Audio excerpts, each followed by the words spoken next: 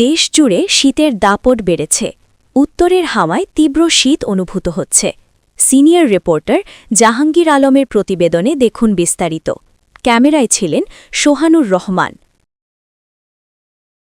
অনেক এলাকায় ঘন কুয়াশা, কোথাও কোথাও দুপুর পর্যন্ত সূর্যের দেখা মিলছে না। কুয়াশার কারণে বিমান, নৌ ও সড়ক যোগাযোগ সাময়িকভাবে ব্যাহত হতে পারে। মঙ্গলবার ঘন কুয়াশার কারণে কোথাও কোথাও গুড়ি গুড়ি বৃষ্টি হতে পারে।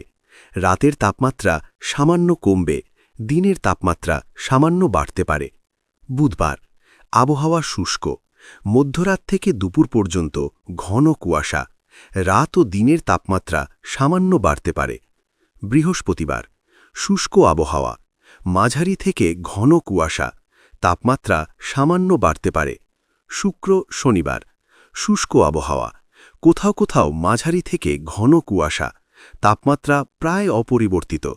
সময়ের শেষের দিকে রাত ও দিনের তাপমাত্রা আবার কমতে পারে।